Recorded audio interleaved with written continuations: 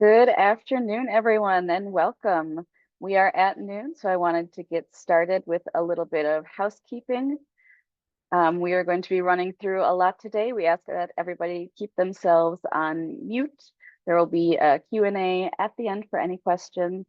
Also, if you would like to, you can go into the upper right-hand corner of your picture or icon. There should be a button with 3 dots where you can go and change your name. Absolutely up to you. All right. Welcome everyone to the 4th webinar in the series on the 2024 report card for Wisconsin's infrastructure. Today covering the condition, work, and future of Wisconsin's dams and stormwater. This series is brought to you by an ongoing partnership between the League of Women Voters of Wisconsin and the American Society for Civil Engineers Wisconsin section. Infrastructure isn't a partisan issue. We all use the same bridges, ports, broadband, water systems, and more that civil engineers work to protect for the safety, welfare, and enjoyment of all. Similarly, the League of Women Voters of Wisconsin works to provide access to important advocacy information for all Wisconsinites, including around issues like the critical infrastructure of our state. We recognize that attention to the nuts and bolts of physical infrastructure is necessary to support our democracy's future. This webinar series will educate us so that we can tell our elected officials that we support funding of well-functioning and well-maintained infrastructure. Today's speakers will share their expertise and perspectives on the way that Wisconsin's dams and stormwater programs protect our communities and waterways alike. At the end of today's webinar, the speakers will address any questions from you. So please type questions into the chat throughout the webinar. Now, without further ado, I'd like to introduce our moderator for today's event, Madison Anderson. Madison is a professional engineer and the author of the Roads chapter of the 2024 report card for Wisconsin's infrastructure. Madison, thank you. Take it away.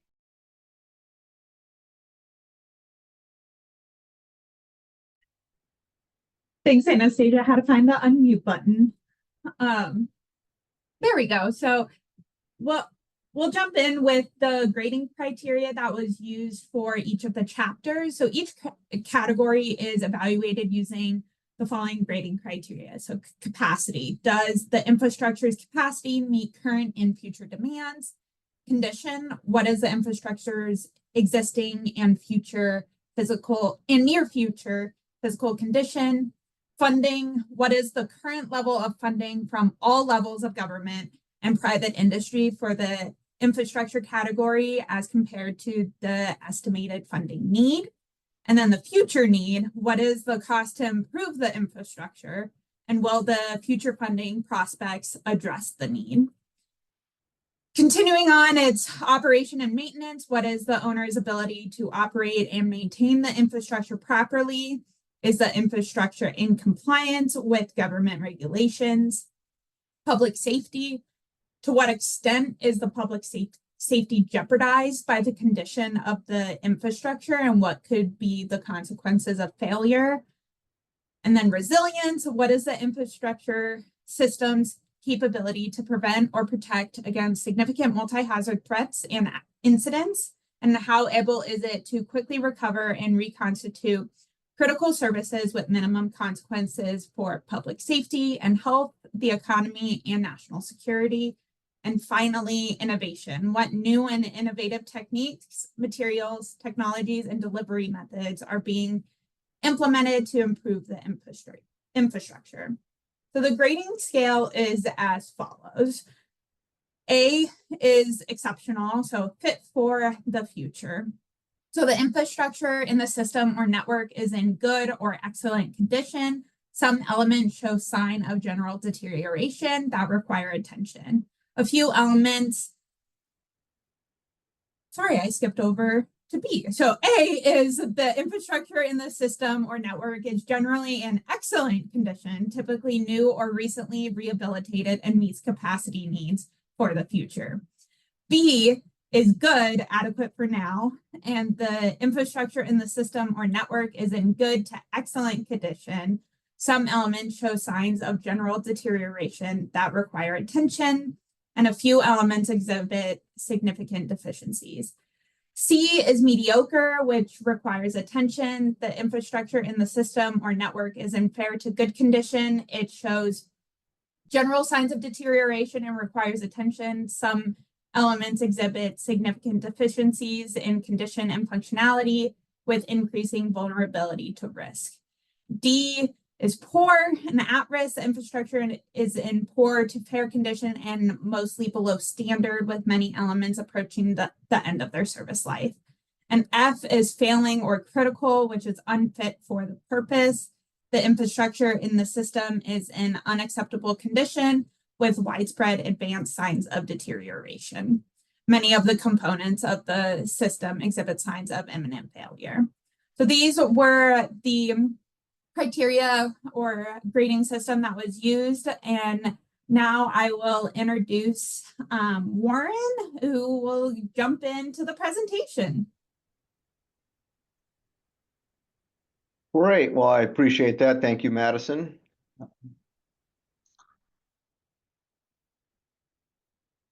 And yes, I will be speaking today about the dams element or chapter of the report card. For those who were expecting Seth Johnson, my apologies. Seth informed me earlier this morning that he has an emergency meeting at this time and he was unable to share the duties with me. So you're stuck with me for the next 16 minutes or so. So with that, let's jump into it. And Madison just went over the grading criteria, so I'm not going to dive into that, but I do want to mention that the 2024 Wisconsin's dams grade was a C+, which was unchanged from the 2020 report card. So I'm going to touch on a number of these grading criteria. I'm not going to drill into it in a lot of detail, but give you kind of an overview of what the dams chapter presented, and we'll certainly be happy to address any further details during the question and answer period at the end of the webinar. So first we'll start out, what is a dam? You can see the definition in front of you there. It's an artificial barrier that has the ability to impound water, wastewater, or any liquid-borne material. There are approximately 4,000 dams in Wisconsin. I say approximately because we don't know the exact number. Dams are regulated at the state level by the Wisconsin Department of Natural Resources. You'll be hearing from Uriah Monday a little bit later this afternoon, and he will talk a little bit more about that program. But of the 4,000 dams, there's 1,000 that are listed in the National Inventory of Dams. The DNR regulates about 1,000 dams, and there are also 33 federally owned dams in the state. So you can see a breakdown there of the dams by hazard potential classification. So we're going to talk a little bit more about that now. Hazard potential. What is hazard potential? Hazard potential is essentially the possible adverse incremental consequences that result from a failure or misoperation of the dam or any of its appurtenances. What are adverse consequences? Well, just what they sound like, bad things. Typically concern loss of human life, economic loss, lifeline disruption, or environmental impact. So dams are broken into a hazard potential classification system that categorizes the dams according to their degree of adverse incremental consequences. And it turns out that there are 3 hazard potential classifications, 3 different bins, if you will, that dams can fit into: low, significant, and high. You can see on the map on the right side of the slide there, each dot represents a dam and its associated hazard potential classification, where green, yellow, and red correspond with low, significant, and high. A low hazard potential dam is one that is not expected to have any loss of human life or and only cause minor economic or environmental losses, typically related to lands downstream that the dam owner has in their possession. A significant hazard potential dam is one where there's still no loss of human life expected, but there could be significant economic losses, environmental damage, and disruption to lifeline facilities. And most importantly, a high hazard potential dam is a dam where the failure of that dam is expected to cause human loss of life or loss of human life. Let's talk now a little bit about dam benefits and some of the ownership structure throughout the state. On the left side of the slide, you can see the many benefits that dams do bring to society, most notably water supply, flood protection, hydropower, irrigation source water, wetland creation, recreation, habitat for fish and wildlife, as well as inland navigation. So who owns most of the dams in the state? Turns out that the majority of dams are owned by private individuals or entities as well as local government. You can see the breakdown there that local government, about 40% of dam ownership, private, close to 30%. The state of Wisconsin itself owns around 13% of the dams, utilities around 9%, and the federal government almost 7%. We also like to look at the condition of the dams in assessing the or performing the report card assessment. We obviously needed to know what sort of condition are the dams in. I've noted here that the average age of the Wisconsin dams is greater than 50 years. Actually, last time I checked the National Inventory of Dams, which is a database that is maintained by the U.S. Army Corps of Engineers, the average age of Wisconsin dams listed in the National Inventory of Dams database is actually 88 years old. So, you know, that's pretty aged. We have several dams in the state that are greater than 100 years old. So this is infrastructure that is has either, you know, exceeded its expected design life or rapidly nearing the end of its expected design life. I mentioned that the Wisconsin DNR is the regulatory agency within the state that is responsible for regulating state-regulated dams. The DNR assigns condition ratings to those dams in which they regulate, and those ratings are satisfactory, fair, poor, unsatisfactory, and there's even some that aren't rated. But you can see from the pie chart on the right that about 2/3 of the dams in the state are rated as fair, whereas around 20% are satisfactory, smaller percentage poor at 7%, and unsatisfactory at 3%. So overall, pretty good. Of course, we'd like to see the piece of the pie there, satisfactory, greater than around 20%, but the fact that we've got fair and satisfactory making up over 80% of the dams that the DNR regulates, that's pretty good news overall. And of the state-owned dams, there's 93 that have some deficiency, and of those 130, there's 22 that are rated as poor, unsatisfactory. Let's talk a little bit about dam inspection. The state-regulated large dams, by statute, are required to be inspected by a professional engineer at a frequency depending on their hazard potential classification. So I spoke earlier about the hazard potential classification. We have the low, significant, high hazard potential dams. Depending on that hazard potential classification, that drives the inspection frequency. So dams and these inspections are mandated by the DNR of the owners, and the owners must go out and hire a professional engineer who's experienced in dam safety to provide these inspections. The Wisconsin DNR dam safety staff does provide inspections on high and significant hazard dams on a 10-year interval. It's on those intervening times between the DNR inspections where the owners are required to have professional engineers inspect their dams. In the case of a high hazard dam, the requirement is that the dam be inspected 3 times, a minimum of 3 times between the DNR 10-year inspections. In the case of a significant hazard dam, that dam needs to be inspected at least 2 times between the DNR inspections. In the case of a low hazard dam, the DNR does not inspect those every 10 years. It is up to the dam owner to have their professional engineer inspect those every 10 years. Happy to report that in 2022, all the state regulated high hazard potential dams had inspections completed or were granted a deferment. In the cases where a deferment was requested is most often for when a dam was undergoing rehabilitation and it didn't make sense to have an inspection conducted that year, and the inspection would then be deferred until the rehabilitation project was completed. Let's talk a little bit about funding. We're going to first talk about rehabilitation funding, and then removal funding, and then sort of agency operating budget. So first on the rehabilitation, rehabilitation of the state-owned dams is funded through biennial budget requests from the state. Those biennial budget requests, of which the most recent one is 24-25, they come from the DNR's Division of Fish, Wildlife, and Parks. Of that, the state funds a municipal dam grant program in that biennial budget, and that grant program addresses dam maintenance, repair, modification, abandonment, and removal for municipal owners. Now, it's important to note that that's municipal owners, and when I say municipal, that applies to not only municipalities, but also tribes or public inland lake protection rehabilitation districts. So for those dams that are privately owned, they're not eligible for this grant program. In the most recent biennium, the rehabilitation grant program was funded at $3.5 million for the biennium.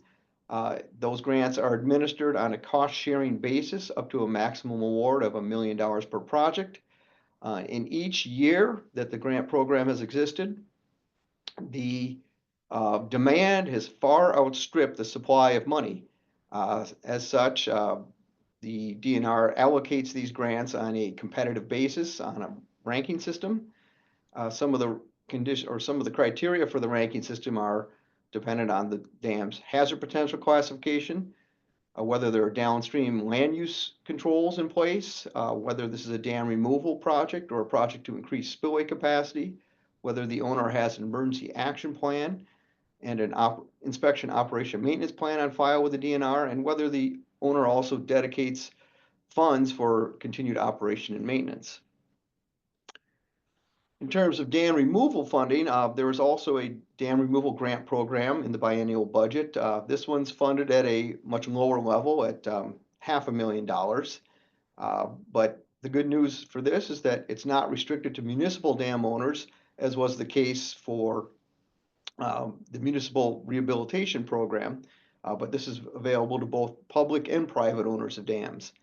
It does have a maximum award of $50,000 per project, and the funding stream for this is generally not exhausted relative to that for the municipal rehabilitation funding.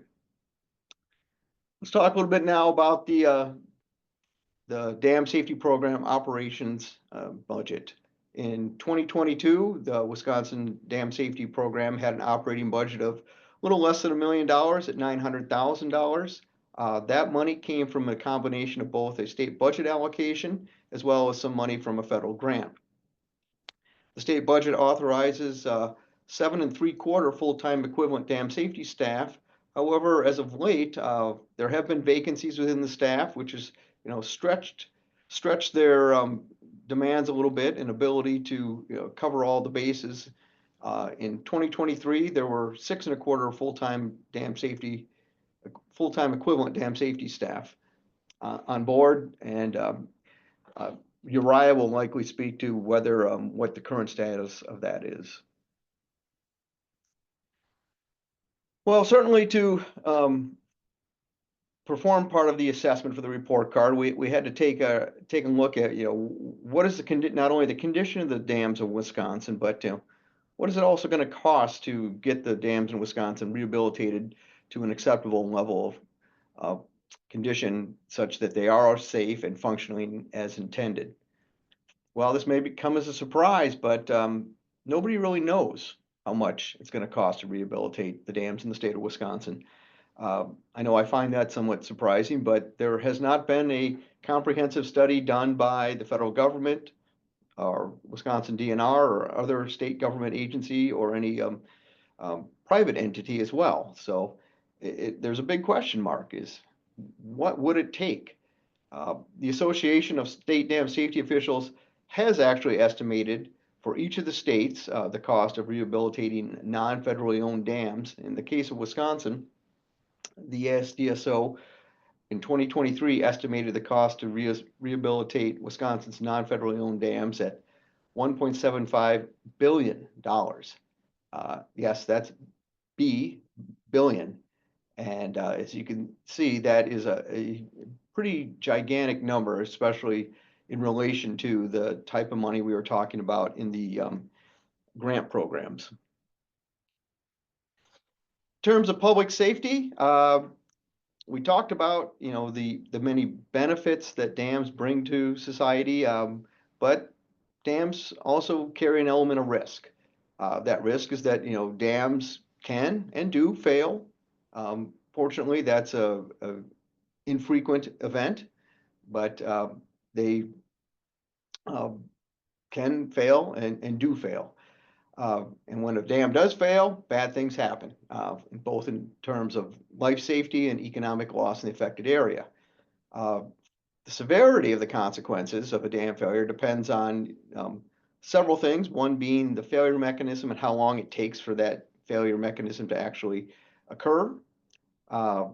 Another factor is the nature and extent of the development downstream of the dam in the inundation zone. If it's an undeveloped area, well, then chances for life safety risk are much lower. There will obviously be some, you know, property damage. Another potential high impact consequence to the state of Wisconsin is that, you know, we have a lot of beautiful lakes and rivers and impoundments that drive a lot of our tourism dollars. And when we lose one of those impoundments due to a failure of a dam, it does have an economic impact on the local area.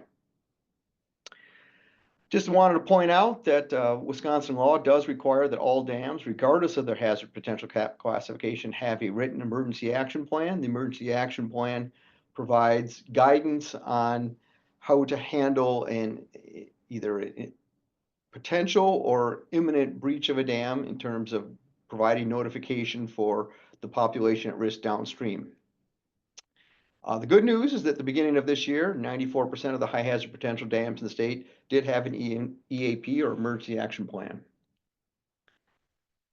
In terms of resilience, overall, the dams in the state are doing fairly well. However, they're being challenged by some of the effects of climate change, the fact that we're now experiencing more frequent intense precipitation events throughout the state that are starting to stress some of the dams. And if you follow the news, there have been some dam failures in the last several years. Fortunately, there have been no fatalities associated with those, but this is a problem or an issue that we do not expect to sort of mitigate itself, that it's going to become a bigger concern as we continue to deal with the effects of climate change. So some of those are the increases in precipitation amount, the intensity, and the frequency of these events. We're seeing many more floods of a low probability of exceedance. So the converse of that, low probability of exceedance, is an event that has a large recurrence interval. Think of like a 100-year or a 500-year or a 1,000-year flood event. We're seeing these types of events occur more frequently.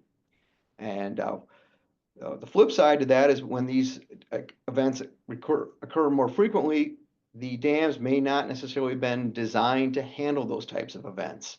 So it's stressing the spillway capacity on several dams and increasing the chance that there could be a dam failure. So in order to address that, we're going to need to rehabilitate several dams to increase spillway capacity, or in the events where there has been damage due to flooding, to repair that damage from the low probability floods. All right, lastly, I just want to touch on a quick couple recommendations to raise the grade. The first one is we probably need to pour more money into the problem. We talked about the costs of needed rehabilitation. One estimate was, you know, $1.75 billion. Even if that's off by a factor of 2, let's say it's a little less than $1 billion. We have a grant program in the state that is currently funded at $4 million. We're recommending a 5-fold increase of that to $20 million every 2 years. Even at $20 million, it's a drop in the bucket when we're talking about nearly $1 billion. We're also recommending continuing educating the public on the benefits of dams. We don't want to think of dams as just being a liability. They are a benefit to society. They provide many benefits. But however, we do want to build awareness of the risks that are associated with living downstream of dams. It is something that not everybody's aware of, and that does play into how dams are thought of and funded in the state. And lastly, want to advocate for continuing to remove dams that no longer serve a useful purpose. If the dams are no longer serving a useful purpose, then we need not be spending money to maintain that infrastructure, and we can remove that hazard. So that wraps up my presentation. I'll turn it back to Madison. Thank you so much, Warren. And with that, I would invite Uriah to hop on. Sorry, I think I mispronounced. It's Uriah. It is not an uncommon occurrence. No worries, Madison. So I oversaid it several times in my head. You're all right. So first of all, thank you for having me. And thanks to Warren and Seth for all their work that they put in putting together that report.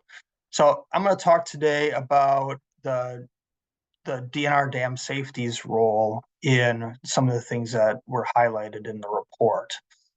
As Warren mentioned, the vast majority of dams are not owned by the state. That's one common misconception I get from callers. That is, how come the DNR isn't operating this dam, in such and such a way? The DNR doesn't own most of them. So I'd like to just talk quickly about what our role is, and then highlight some things in the report and what DNR dam safety is addressing to the extent that we can. So here we go.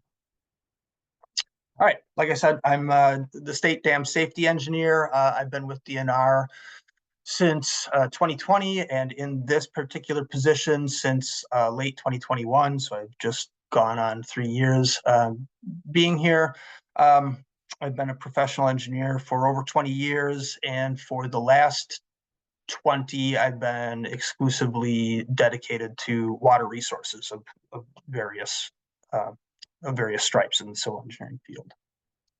So very quickly, our regulation of dams are governed by Chapter 31 of the state statutes, and then we have several state administrative codes that help us in our regulation. Primarily, I'll highlight NR 333, which deals with design and construction. It applies mainly to what we have as categorically large dams. I won't go into the definition, but it has to do with height and how much volume they hold. And then NR 335 is that dam grant program that Warren mentioned. 336 is that removal program that he mentioned. Uriah, I'm so sorry to interrupt. I believe you had a presentation. I want you to know that we are not seeing it. Oh dear. I'm seeing it. But that's not going to do us much good, is it?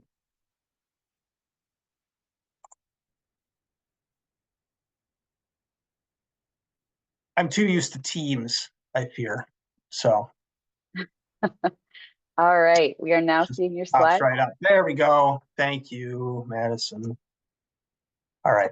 All right, here we are. So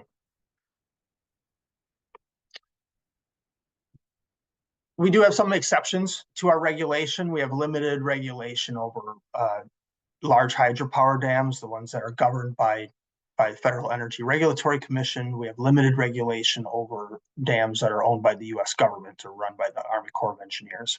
And we have a few dams that are not regulated by the state, stormwater ponds, for example, right, where they're not on a water course.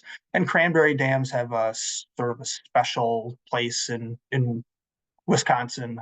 It's a very old agricultural practice here, and their rules precede our rules for dams. So we don't have regulatory oversight there. I will say in all of these cases, whether we regulate or not, we do strive to maintain communication and relationships with the federal entities and with the Cranberry Growers Association.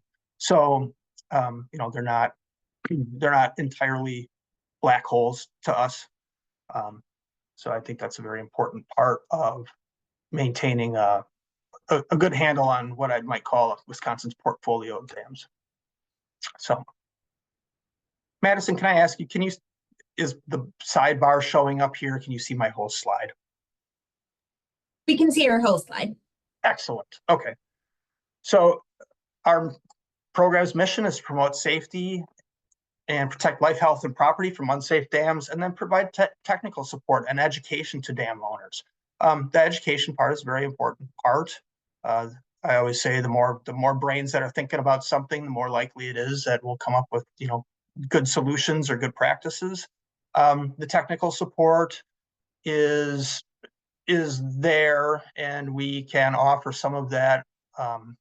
Primarily, we do rely on giving good information to dam owners and then working with their consulting engineers to achieve that. All right. So I'll say our program duties are generally divvied up into two groups, right? One group I would call project-based, right? We're reviewing ownership transfers to ensure that new dam owners are financially capable of doing so. We have permitting and plan review processes for repairs, rehabilitations, et cetera. And then, like I said, the technical assistance and support during emergencies. We're not emergency managers, but we have an important role in providing that support if and when that happens. Then I'll say this is sort of the paperworky side, the administrative side, ongoing to all dams. We're administering the rules on water levels and flows. Our inspection program is a real core part of our mission. We get information in those inspections that are critical to the upkeep of, again, what I'll call the state's portfolio of dams. Information is power. Reviewing inspection reports and issuing then directives based on that report. So it goes on record what's deficient, what needs to be repaired, and in what kind of time frame. And then we have some of these other things that help sort of inform others about the dam. Warren mentioned emergency action plans, right? That's a requirement for large dams. Being prepared. What are the consequences of a dam failure? If it happens, what are the actions that need to be taken? Dam failure analyses, those inform us about like what kind of area might be flooded in the case of a failure, and that helps really inform that emergency action plan. And then the inspection, operation, and maintenance plans that go in. If we're on the same page with the dam operator about how it's supposed to operate, we can identify, okay, there's something that's not operating correctly that needs to be remedied. So those are all requirements in NR 333 for large dams. All right. Warren did mention about our personnel. We had worked through a period of vacancies. There's a location on our website that gives a listing of what staff is assigned to what county. I work in central office, and I have a role around the state in supporting all those various regional engineers. And then each county has an engineer assigned to it. And I am happy to say that right now we are at full staffing level around the state. All right, so I'm going to transition into the takeaways from our report card and boiled it down to 3 C's, right? We earned a C grade, so maybe we talk about the 3 C's here. Primarily condition, cost, and capacity. And I'll talk about capacity in a little different way than Warren did. So Warren highlighted that there are dams in poor, unsatisfactory condition and dams that we don't have a rating. The things I want to mention here, the dams that are in poor, unsatisfactory condition are the ones that we are concentrating primarily on working with owners. We've identified that they're in these conditions, so working with owners to get them repaired. And if they are unsafe, we have the authority to issue drawdown orders, right? If the dam isn't holding a pool, the risk is greatly reduced. That number of unrated dams, as I said before, knowledge is power.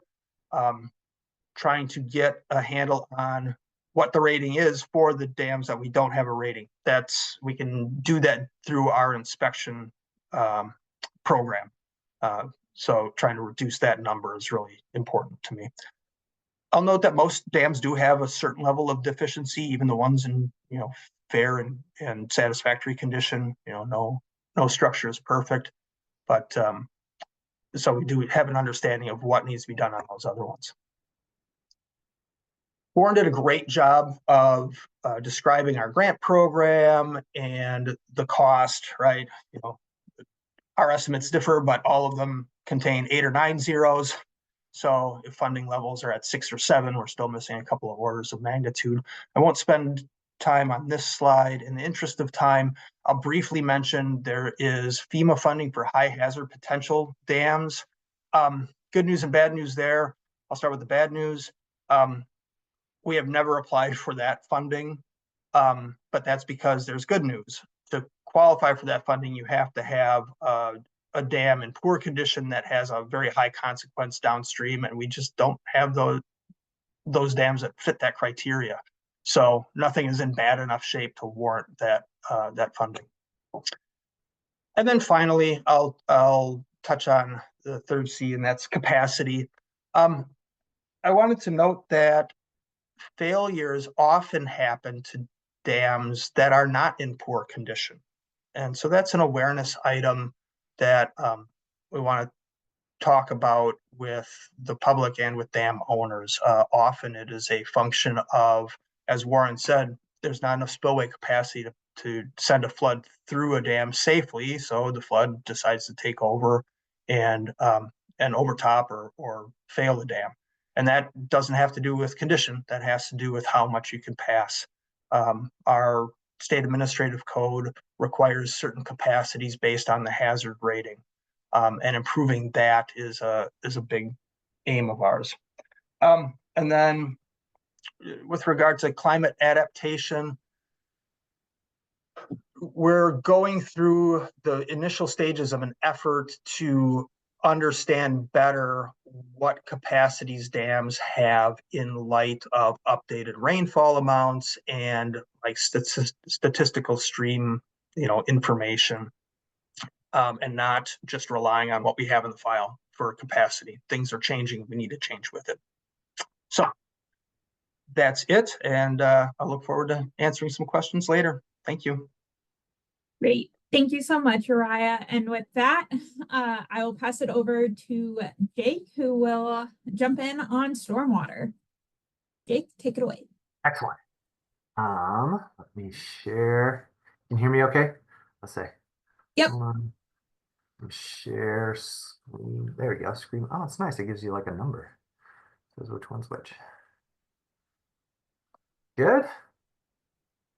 Yep. Excellent.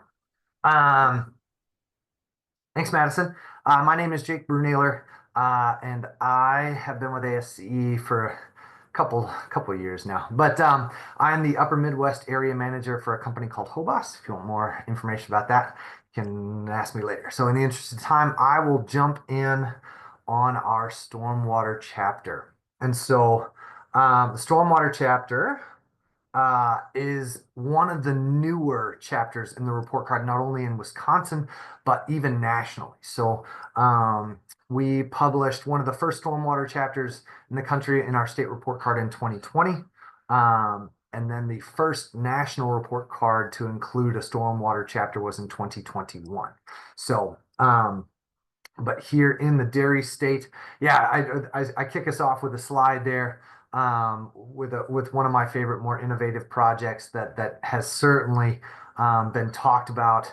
I think the engineer who designed a good portion of it, Anna Sunderland, with Strand Associates, is almost exhausted of talking about this project. But green infrastructure like the Marquette interchange for those in the Milwaukee area, just beautiful assets that are managing our runoff. So, but when it comes to stormwater infrastructure, the grade itself for 2024 was unchanged from a C. So 2020 here in Wisconsin, our grade was a C, and that number that letter grade remains unchanged. And so this the report card itself is a conversation starter, right? And so whether that be with policymakers, whether that be with public agencies, or whether that just be the general populace and even some media.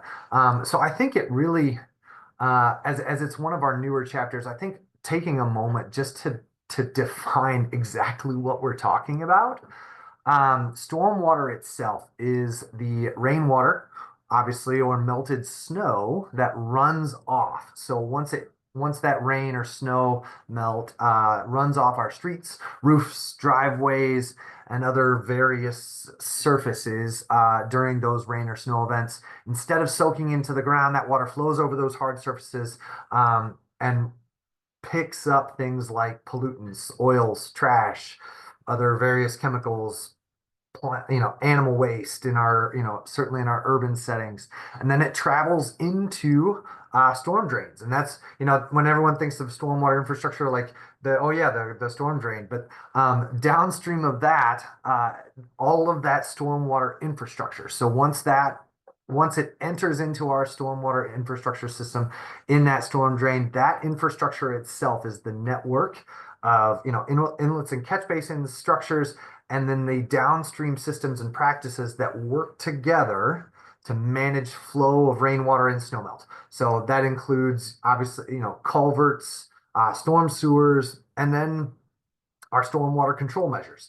That be ponds, permeable pavement surfaces, and green infrastructure. And so we'll get a little bit into that. But those spaces that are built to hold even just temporarily or potentially absorb that water down into our native water table system. So those systems are designed to help mitigate flood risk, and now improve water quality and protect downstream natural habitats. So really, these are our frontline defenses. These are our frontline workers in face of climate change. So when we're talking about the effects of increasing, intensity storm events, this stormwater infrastructure is that first line of defense to mitigate our risk there for downstream systems and even to our other infrastructure systems around that. So when it comes to the 8 key criteria, right? So we're going to talk about some of those. We'll start with condition. One of the key challenges when it comes to stormwater infrastructure is much of it is not visible. Much of it is out of sight.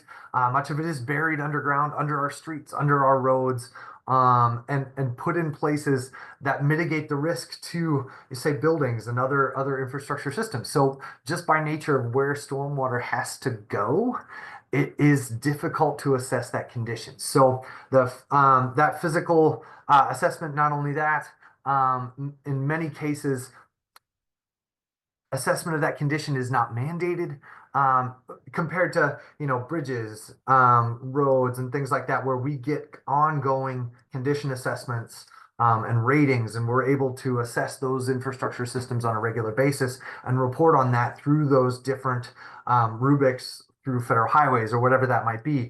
There isn't a prescribed regularity with which you need to send a camera down your storm sewers. And so when it comes to condition, that can be a bit of a challenge. And so but we know just based on age that many of our stormwater, systems are coming to the end of their service life. And so much of that aging infrastructure has with it some challenges. And on top of that, we'll say that I don't know if we've had the broadband chapter present yet, but with the growth of our broadband network, which is amazing for internet access, especially in rural communities and in light of educational shifts, that growing broadband network is essential to our quality of life and in our economy. But with that growing broadband network, we can have some potential damage to our stormwater systems. So I think I looked it up earlier a couple weeks ago. The first recorded utility crossbore actually was documented from Wisconsin. So down in, I think, the Kenosha area was the first documented utility crossbore. So in our trenchless installation of our utility networks, we have the potential risk there's nothing to stop those underground borings to go right through a storm sewer pipe. And you want to talk about a challenge when it comes to capacity. If all of a sudden there's this major obstruction inside your storm sewer, we'll say that's a loss in capacity. And so the other item on top of that to keep in mind is many municipalities, many agencies are responsible for different portions of our stormwater infrastructure, whether that be at the city level, county level, or even some of the ongoing operations and maintenance are left to property owners themselves with oversight from, say, a city or a county or even the state. And so there's just a lot of challenges when it comes to determining who's exactly responsible for what when it comes to condition assessment and operations and maintenance. So so that's, we'll say, a quick overview of condition. And then I will, yep, there we go, on to funding. One of the key, one of the more, we'll say, innovative parts of Wisconsin's approach to stormwater infrastructure management is our strong use of utilities. Wisconsin's exceptional when it comes to those.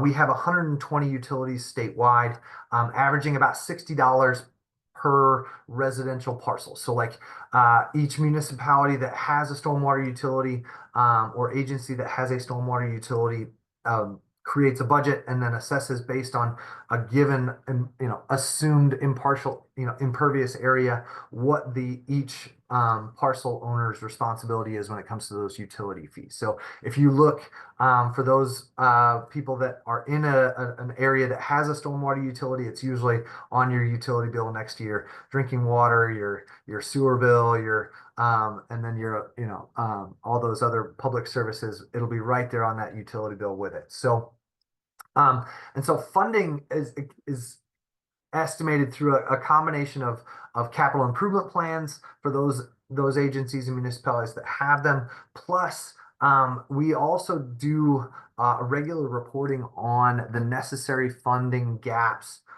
necessary to bring all of our watersheds and our downstream systems are up to fishable, swimmable. So based on the Clean Water Act, all of our agencies are targeting through TMDL studies the need to bring those watersheds up to fishable, swimmable. And prior to our most recent Clean Watersheds Needs Survey, which I think Amy might be talking about during hers, our last one was in 2012, and we have seen a significant jump in necessary funding, not only through probably inflation and things like that, but through just the growing aging infrastructure needs. And so the EPA mandates that Clean Watersheds Needs Survey typically every 4 years, but it has been some time. So I was glad to see that come through, and we were able to include that data in this report. Additionally, on top of that, from a national perspective, WEF, which is the Water and Environment Association, also has an MS4 needs assessment survey that they do every 2 years.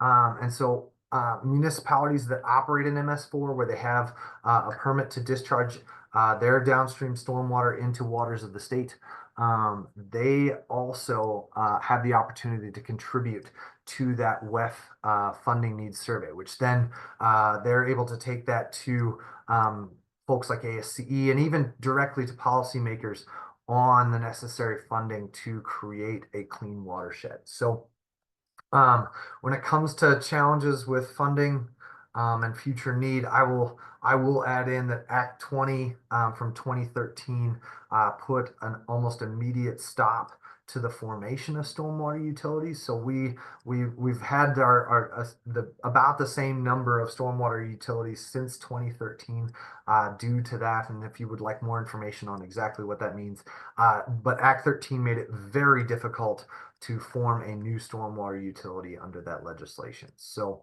and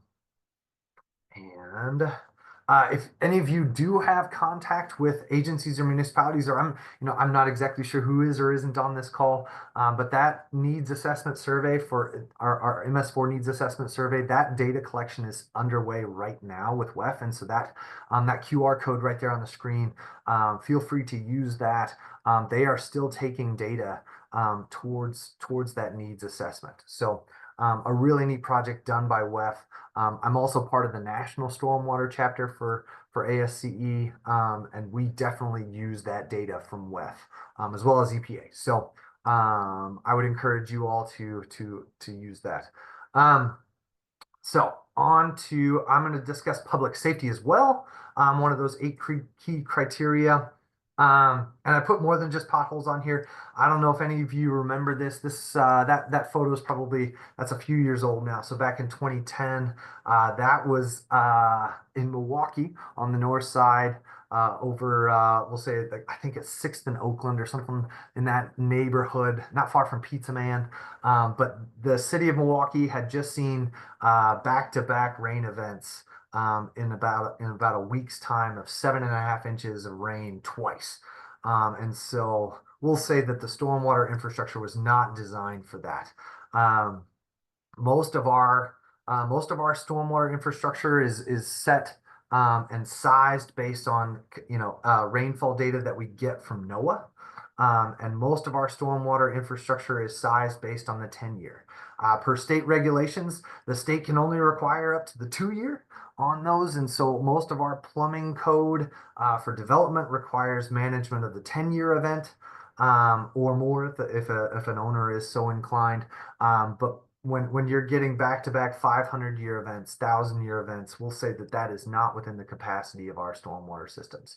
And so with that major surcharge, all of that, we'll say water's going to go where it's going to go. Similar to electricity, it is finding the least path of resistance. And so when our pipes are surcharged, finding that aging infrastructure, water washes out the entire road. You have things like this, where a helm mouth itself opens up and swallows a Cadillac Escalade whole. And yes, this is an extreme case, but it illustrates the point that that's how a pothole is formed. Water getting in and out of our other infrastructure systems, washing out those support networks underneath our roads and causing issues just like this one. And so I know we don't always think of pipes as bridges, but they are buried structures. They carry a capacity to load above them, obviously much shorter spans than the 20-foot definition of a bridge, but no less structurally integral into holding up those roadways. So, on top of that, we'll say public safety. Much of our stormwater infrastructure has surface level ponds, and I'll remind folks that these are not meant to be swam in. Many of them are in our dense urban settings. And so creating some awareness around the potential hazards with that. They don't necessarily, I put the photo on the screen. That's from Sun Prairie, from an absolute disaster that occurred in Sun Prairie this past year. And so making sure kids stay away from these infrastructure assets. They're best, admired from afar. And so that, but a couple things I'll put on the radar as well when it comes to resilience and innovation. So one, stormwater infrastructure is out of sight, out of mind, but it shouldn't be out of mind. And so on top of that, I'll remind all of us listeners that stormwater infrastructure in general, as much as it's a new sector, it's also undergone a significant fundamental shift in methodology and philosophy. Prior to the Clean Water Act, most of our stormwater infrastructure was just designed to move water away from our urban centers as quickly as possible, regardless of what happens downstream. And so beginning with phase 2 of the Clean Water Act, and here in Wisconsin with the enactment of NR 151, we are now trying to mimic more natural hydrology, treating stormwater and managing it closer to where it falls. And with that comes challenges and budget constraints and issues. So I want to just say that many of our agencies and municipalities are doing amazing work with what they can and with the budgets they're allowed. On top of that, through IIJA, we've also seen funding go towards updating the data towards Atlas 15. We use Atlas 14 towards sizing of our storm sewers. And Atlas 15 will represent a significant step forward in better data to size our stormwater systems. We also have some really innovative research and development from agriculture and through USGS here in the state of Wisconsin, leaders even within the US with some really great edge of field monitoring on downstream effects on these different systems. And capacity, yeah, I kind of mentioned some of the sizing restraints when it comes to our stormwater systems. Most of our stormwater systems are sized for the 2-year storm, and so we all wonder why issues come up and flash flooding occurs when we have consistent 500 and 1,000-year rain events. So that's, as I say, that one right there is from 2018. That bad day in the city of Middleton spurned an entire series of projects. They remapped the entire watershed in the Dane County area with the city of Madison. That is no small thing to do with the budget that they have. And so it just highlights kind of the forward thinking and innovative methodologies that are being enacted across our state. Yeah, this one. When it comes to a summary on capacity, aging systems, and then our changing climate.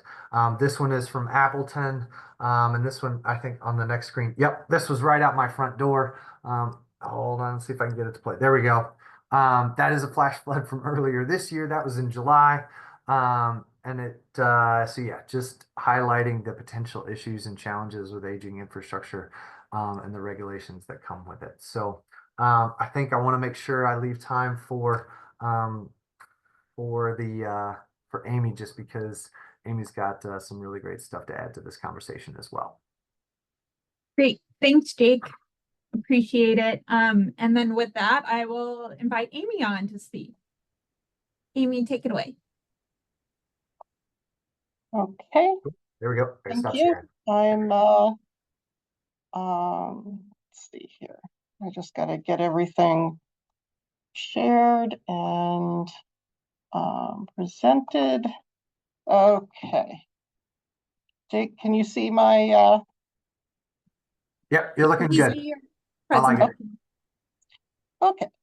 So I'm involved here because I'm Amy Minser. I'm a stormwater engineer for Wisconsin DNR. I work out of Madison. I have statewide responsibilities for technical policy. And I got involved because so Jake was looking for a number. I was doing a presentation on some work I'd done for the Clean Watersheds Needs Survey. And we kind of talked afterwards, and he said, you know, I'm trying to quantify some needs here. Can we work together? So I was able to supply him the data that I'd gathered for the Clean Watersheds Needs Survey, which is an EPA effort to quantify capital costs of implementing the Clean Water Act over a 20-year period. So for this one, it was 2022 through 2042. And I felt like it was important to get involved because they are using the results of this survey as part of their formula for dividing, assigning how much grant money goes to the different states. And specifically, there's one type of grant that this is affected by that's been used in several years to fully fund green infrastructure in Milwaukee City schools. So it seems short-sighted not to spend some time on this. And in my position, I'm kind of uniquely positioned to know where the documentation is. Everything had to be backed up with a document, preferably not created for the survey. And I knew where those documents were. And the primary document type that we were using was implementation plans for total maximum daily loads. The short version of what a total maximum daily load is is we're trying to get things back to fishable and swimmable. And right now where we have impaired waters, there's more pollution going into the water body than the water body can handle. And so the way we get back to fishable and swimmable, we're required under the Clean Water Act permit certain entities, and we're required to write into those permits requirements to reduce their pollutant discharges.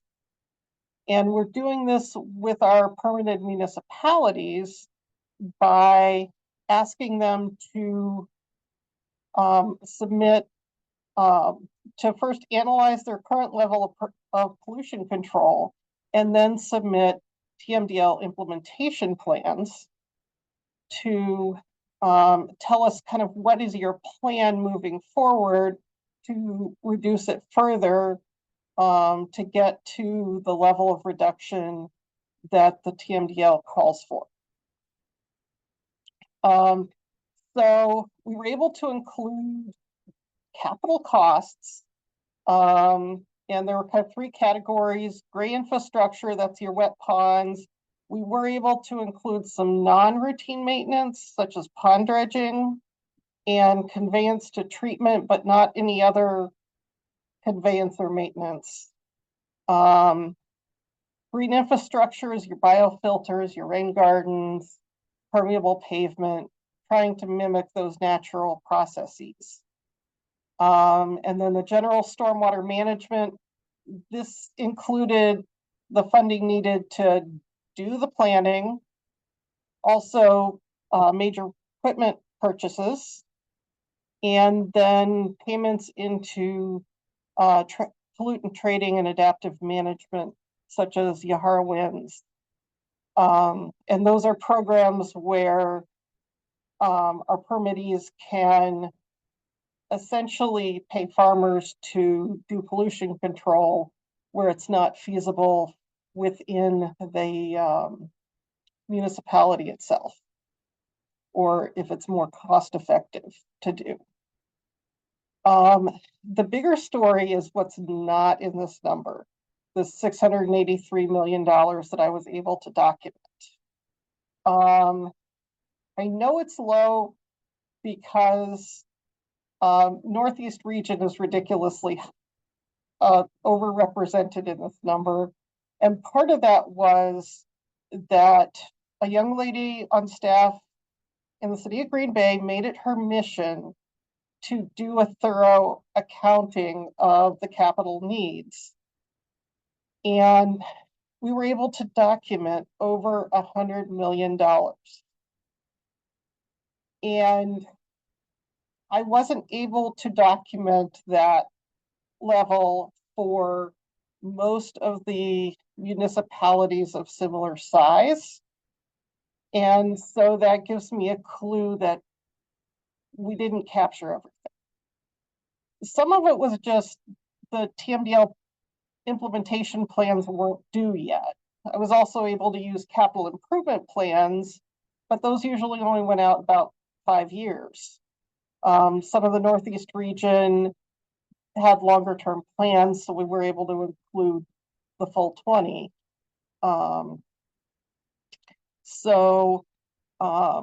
But in Southeast region, they have some different permit schedules, and so some of the plans weren't due before data collection closed. DOT gave us some planning costs, but they haven't really broken apart the water quality, the costs for stormwater quality measures. It's all lumped in together with their capital budget for roads and bridges. So we were not allowed to include any quantity control. So if like a City of Madison project had both flood control and water quality control, we could only include the water quality piece. And then in Northeast region, Southeast region, there's a lot of watershed plans that rely heavily on stream bank restoration. And that's a whole separate category in the needs survey. And so that was that $400 million roughly was not included in the $683 million.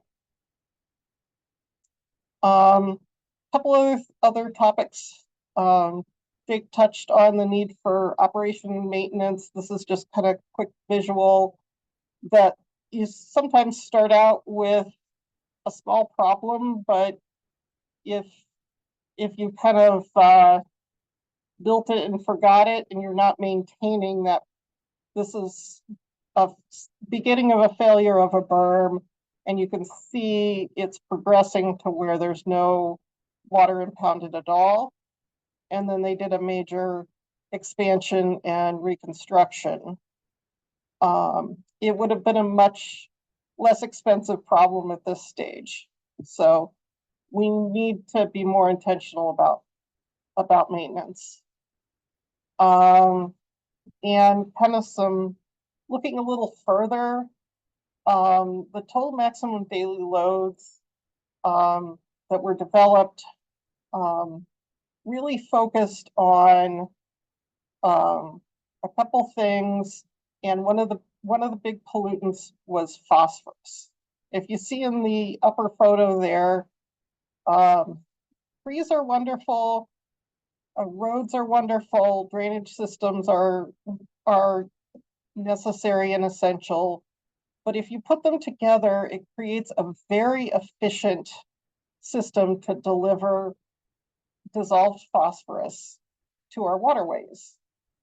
So you see this lower photo with the algae. So if your municipality is telling you not to pile leaves in the curb line, this is why. So we're needing to come up with additional options for getting at that dissolved phosphorus. I'm working on a couple of technical standards. Currently, there's some emerging contaminants that we're concerned about, including 6-PPD, which is a chemical in tires that can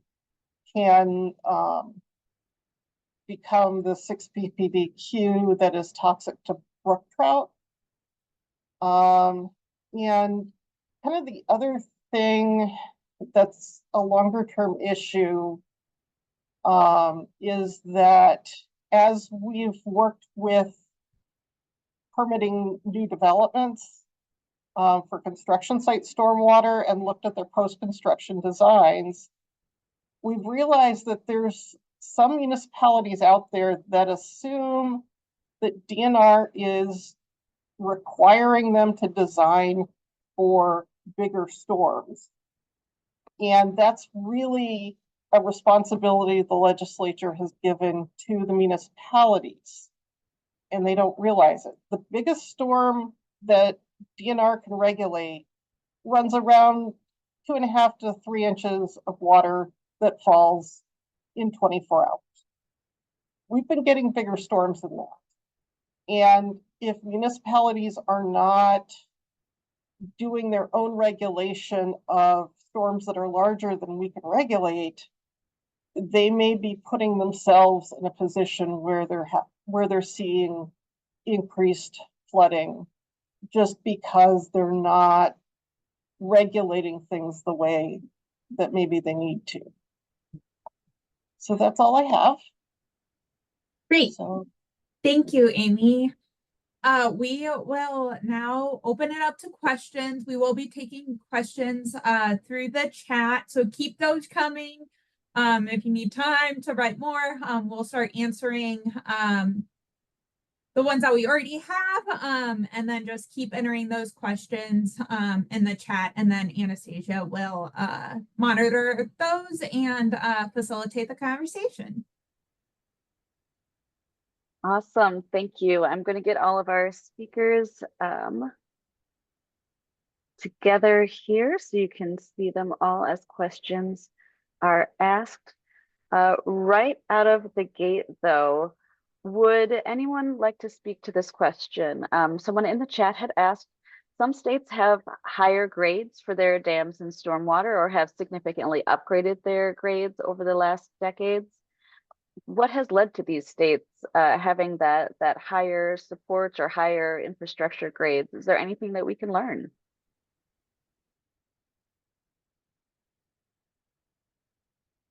I know that I was to say, I can jump in on that a little bit. I know that we try not to compare state to state, just because a lot of our volunteer efforts, our grading assessment, can be somewhat, I mean, we try to stick to data as much as we can, but our assessment systems can be slightly different.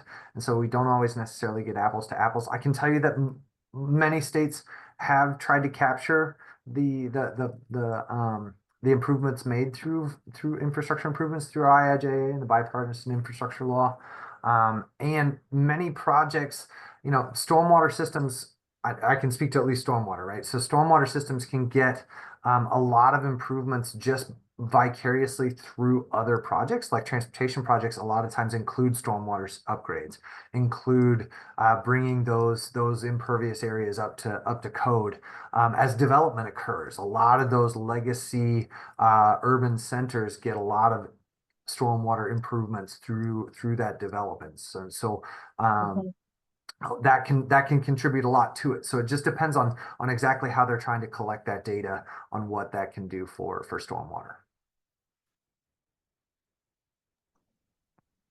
Yeah, and in terms of dams, a lot of what Jake just mentioned applies as well. I don't know that we study what other states are doing, but some states I mean, every state in the United States now does have a dam safety regulatory program, state dam safety regulatory program. They are of varying robustness. Alabama is the most recent state to implement one, but there are some states where the regulatory hand, if you will, can be quite heavy. California, notably, that they invest a lot of resources in their state dam safety regulatory program. So with that, I mean, with higher regulation, typically comes an enforcement action as well, and it does drive owners to fix up their infrastructure. Very good to know. Speaking on dams, we had mentioned a handful of recent dam failures. Would somebody be able to speak to whether or not any of those were due to increased intense rainfall that we had talked about?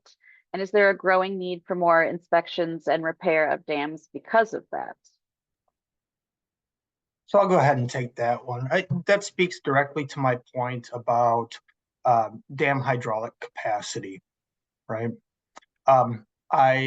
So this summer we had a failure in Manawa that was directly related to very intense localized rainfall, and that was a hydraulic capacity issue. It also had some operational issues with it.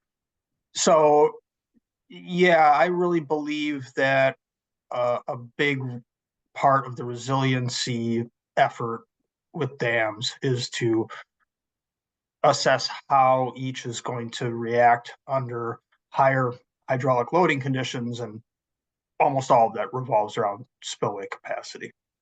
Does that answer your question? I think it does. Yes, thank you. I also want to, I do think it'll be interesting to see how the rollout of updated data with NOAA, with Atlas 15 will impact spillway capacity assessments. I think that could be significant as well. So it's, to be determined. That study is underway with a pilot going on in Montana right now. And so preliminary reports are due out in the next year or so. Thank you. Speaking of spillway capacity, there were some questions around the money aspect, and we wanted to know, do the existing dam grant programs also cover things like increasing spillway capacity, or are they more about the dam infrastructure? So I mentioned that NR 333 governs large dams. Depending on the hazard classification of those dams, high, significant, or low, those each have a requirement for spillway capacity. If a dam is not at the required capacity, we will issue a directive for the owner to bring it into compliance. Given that directive, that's one of the tickets in the door to apply for the grant.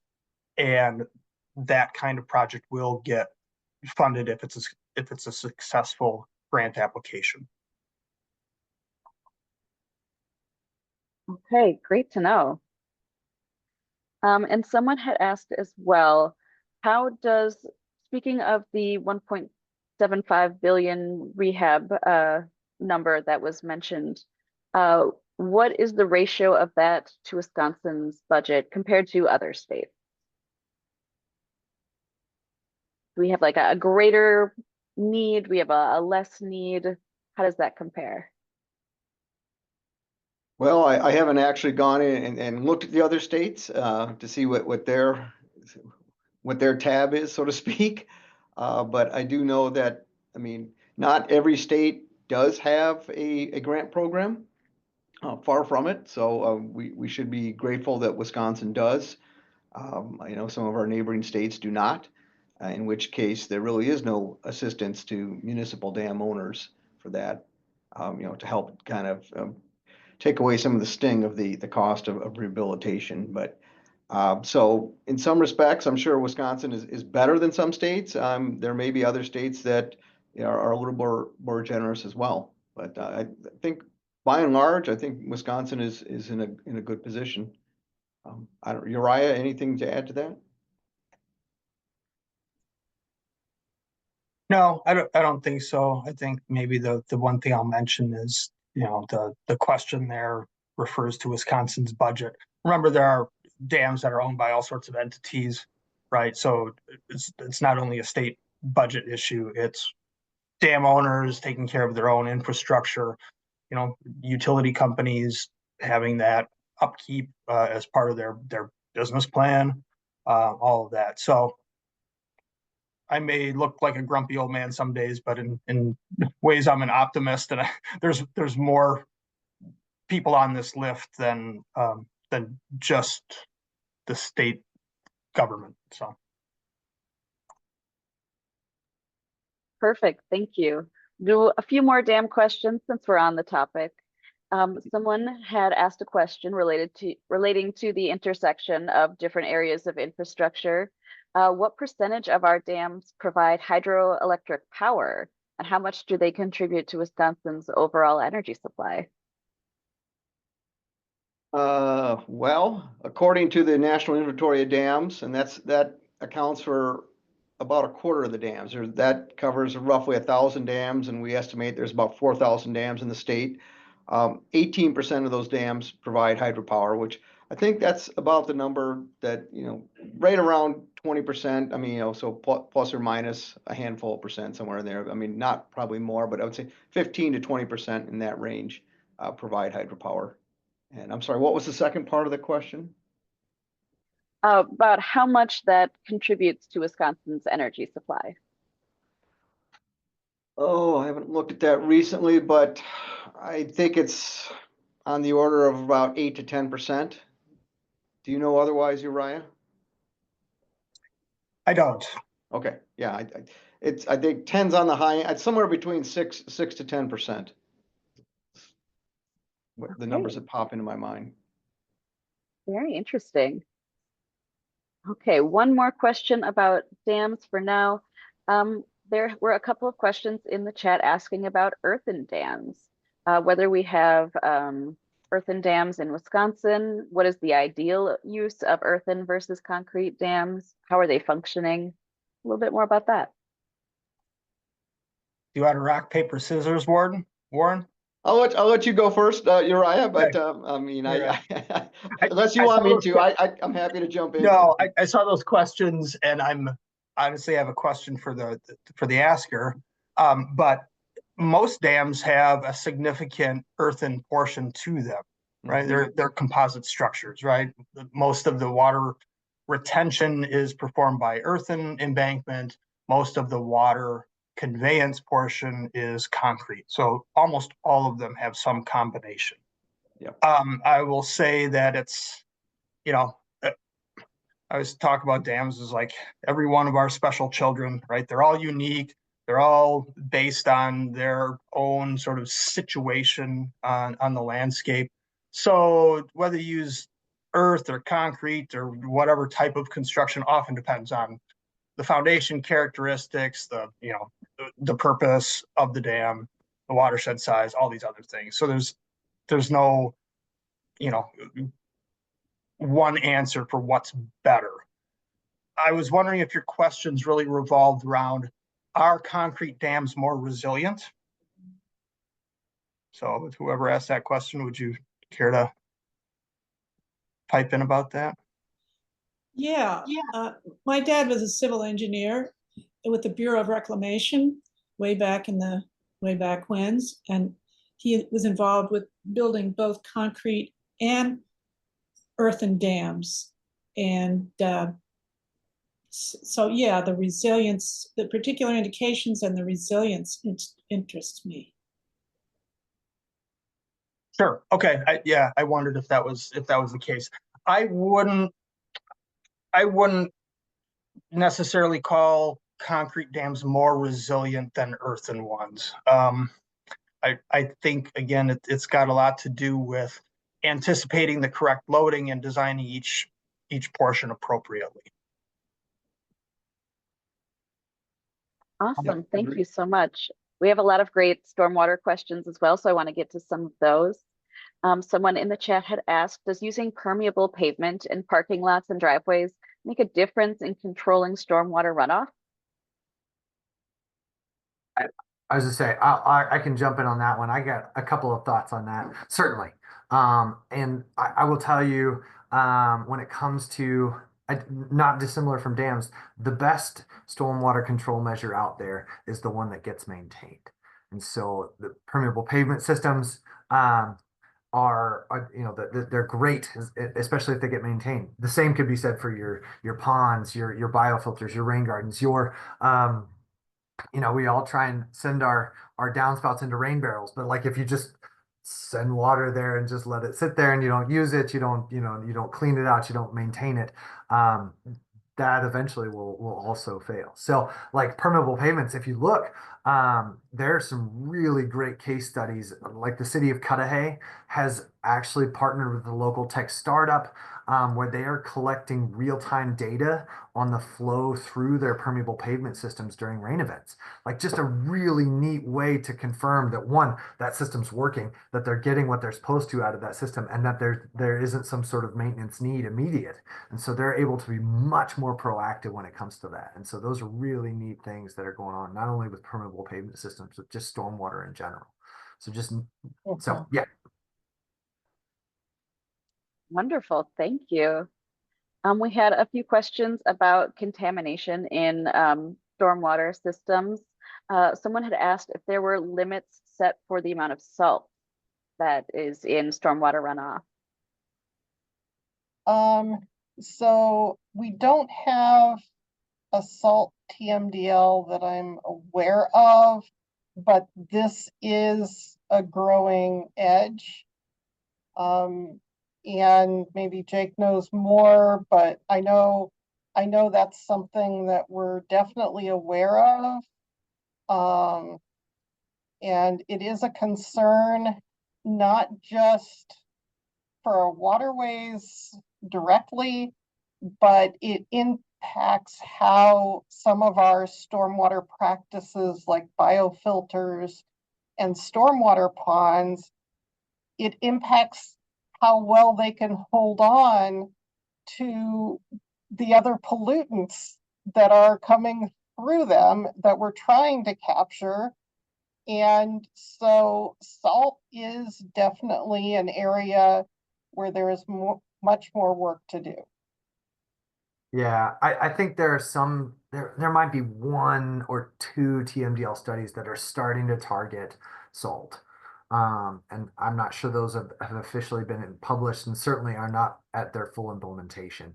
But the research in that space, Wisconsin's Saltwise organization is a great force to partner with local municipalities to make sure that salt trucks are calibrated, to grow awareness around our chlorides. If you look, the University of Minnesota is doing some roadside studies on legacy chlorides, where they're finding out that salt doesn't just go to the roadside and then hit the river and then head downstream. Like some of our legacy chlorides are taking up residence at the roadside for decades on end, that they're able to historically mark some of those chlorides. We're finding out that the concentration of salt at the roadside on our highways is serious significance. And so a lot of that research is really starting to give us a better picture of exactly what salt needs are when it comes to these TMDLs. Amazing. Thank you, guys. I wish we had another 30 minutes to handle all of the questions, but I do want to give each of you one last opportunity to give your pitch to this audience and to the general public. What do you want us to take away from this? What do you want us to go bother our elected officials about? What do you want us to bother our friends and family about and advocate for? And I'll just start in the upper right or upper left hand that I see. So Warren, please go first. Okay, well, thank you. Thank you. My takeaway point is it'll be, it's that, infrastructure needs to be maintained. I mean, that applies not only to dams, stormwater, but everything. And in the case of dams, I don't want people, I talked a little bit about failures, and that's what grabs the headlines when there's a dam failure. Let's not think of dams as ticking time bombs. Let's think of them as critical infrastructure that benefits our society, and that we really, like any infrastructure, we need to maintain that infrastructure. We need to invest in that infrastructure and recognize that there's serious benefits to be reaped by investing in this infrastructure, and that unless it's not going to take care of itself. In some cases, we're definitely living on borrowed time, and that we need to invest in the future and make sure that our infrastructure is ready for that. That's all. Perfect. Thank you. Uriah, would you like to go next? Sure. So money is the obvious one, and anybody who knows me likes to know I go oppo on stuff, so I'm not going to talk about that. I talked about all the dams as sort of this portfolio, right? And our grade is sort of a reflection of the median of that bell curve. It's a big, heavy lift to move from one grade to the next one up. I saw there were a lot of comments revolving around that. Not that that's not important, not that that can't be achieved, but I do think that the important part is keeping tabs and understanding, no matter what the grade is, because if you have a great grade, you're going to have infrastructure that is low on the scale, right? With a lot of infrastructure out there, that just happens. So I think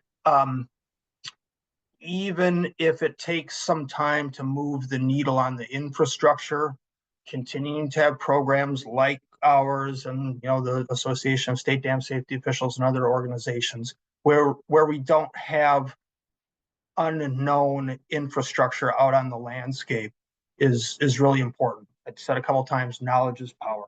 So keeping that in mind, being cognizant of the highest risks out there really does keep everybody safe. And that's what we can do now. Absolutely. Thank you. Amy? I think two things. One is that we don't really know, we've never done a full accounting of the investment that's needed for stormwater quality. And the other thing is we need to continue to do education, and we need to continue to have people at all levels of government educated on stormwater, because there's a lot of misinformation out there. There was a question in the chat about a tunnel in Milwaukee. That's not that most stormwater does not go to wastewater treatment plants. There's only a couple of combined systems. That tunnel is probably on one of the combined systems. The majority of the state's wastewater or the majority of the state's stormwater goes straight to the river. Perfect. Thank you. And finishing up with Jake. Yeah, as I say, Amy took the words right out of my mouth. Is encouraging all of us to be aware of where your runoff goes. There's all kinds of funding shortfalls, and by all means pay your utility bills, just because that's paying for your stormwater utility, and feel good about where those dollars go, that those are being spent well on much of our stormwater maintenance and operation. But at the same time, remembering that most of our runoff goes untreated. Outside of City of Superior and the City of Milwaukee, the runoff off of our parking lots and all of our impervious surfaces, for the most part, goes straight to the river without being treated. There are some urban center exceptions, some ponds and things like that, but just encouraging us to be thoughtful about what we do with trash, what we do with leaves, what we say to business owners when we see that their ponds or that their biofiltration systems are just overgrown and they look horrible. If it looks toxic, it probably is toxic. And so be a source for good feedback towards what we see on a day-to-day basis. It's trying to get it no longer out of sight, out of mind. Try and create some awareness amongst your friends and family and yourselves even. So thank you all for those amazing calls to action, all of the amazing information you gave us. We're at our time, so Madison, I'm going to turn it over to you to take us home. Yeah.